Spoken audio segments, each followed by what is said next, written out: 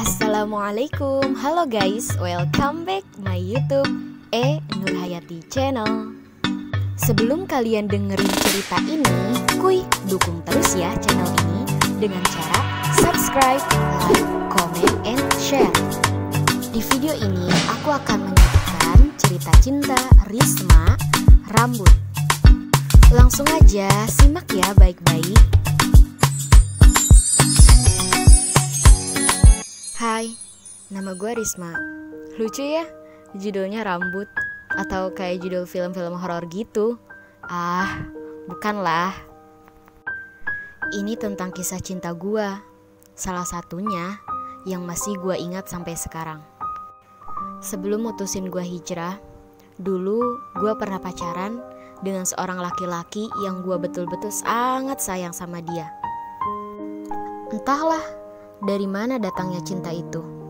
Yang pasti gue selalu dibuatnya nyaman, dibuatnya selalu bahagia, dan dia respect banget kalau gue ada masalah apapun. Dia bukan hanya sekedar jadi pacar gue, tapi sekaligus jadi sahabat gue. Dan mungkin bisa juga dikatakan sebagai orang tua gue kalau gue ngelakuin kesalahan. Dia akan sangat pandai marahin gue, ngasih tahu gue ketika gue salah. Dia juga sering banget bikinin gue puisi, ngingetin gue ibadah, dan sabar banget ngadepin sikap gue yang masih kekanak-kanakan. Entahlah hatinya terbuat dari apa, bisa sesabar itu ngadepin sikap gue yang pemarah ini. Meskipun rasanya mungkin sulit merubah gue, merubah pola pikir gue, bahkan merubah sikap gue yang banyak manjanya. Gue apresiasi dia laki-laki hebat ketika itu. Setiap hari gue selalu komunikasi sama dia, entah SMS atau teleponan sampai berjam-jam. Rasanya gue gak pernah mau ngelewatin satu detik pun tanpa dia. Pasti di antara kalian ada kan yang nelpon sampai berjam-jam dan gak ingat waktu. Hal yang selalu gak nyangka itu, dia suka banget ngasih kejutan sama gue. Dia selalu datang tiba-tiba ke rumah gue, dan dia selalu berusaha tanggung jawab dengan ucapannya. Dia bukan tipe laki-laki yang banyak janjinya, tapi dia selalu nepatin apa yang dia ucapkan. Itu salah satu yang selalu buat gue jatuh cinta. Dan dia juga laki-laki yang bukan hanya baik sama gue, tapi sama keluarga gue juga dia baik banget. Setelah beberapa bulan gue pacaran sama dia jujur kalau dia itu punya ade-adean. Jadi dulu tuh zaman-zamannya adek kakaan gitu kan. Dan gue gak terima kalau dia punya adek bohongan gitu. Gue dipaksa buat nerima. Meskipun dengan berat hati gue berusaha nerima kehadiran adek bohongannya dia. Gue selalu kalah kalau debat sama dia. Dia itu pinter banget kalau ngomong. Gue yang selalu nyerah dan berusaha setuju apapun keputusannya dia. Berhari-hari gue selalu dihantui dengan negative thinking. Dan ternyata apa yang gue pikirin dan gue khawatirkan itu benar terjadi.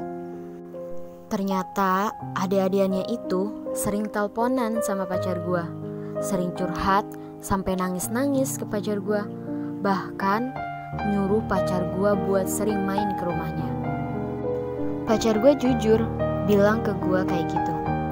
Gue jealous dong pastinya, gue sakit hati. Dia juga sama, salah karena selalu ngerespon adik-adiannya itu.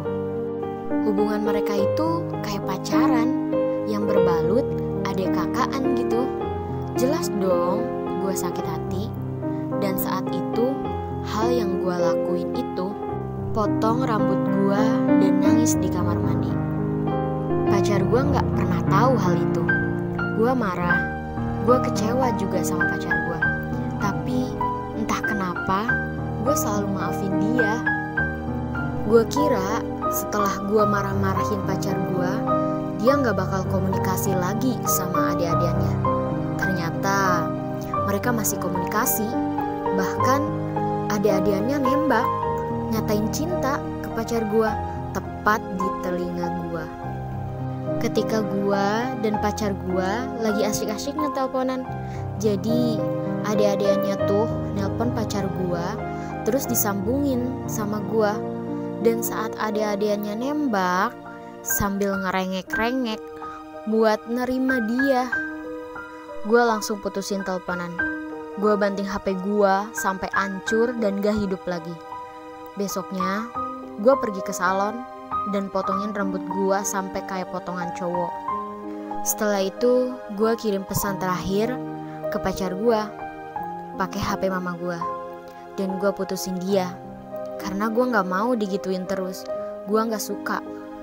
Dia berusaha selalu telepon ke nomor mama gue, tapi sayang, buat gue udah cukup menyakitkan. Sekarang kalian paham kan kenapa judulnya rambut?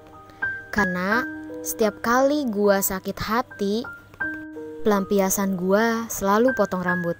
Makanya dulu gue gak pernah panjang rambutnya dan selalu susah berhenti nangis.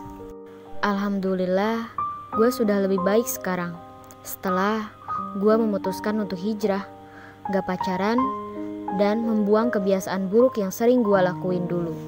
Makasih buat kalian yang mau dengerin cerita gue. Jangan sampai kalian ngelakuin hal buruk kayak gue ya. Kalian itu berharga. Apapun yang ada di diri kalian itu berharga.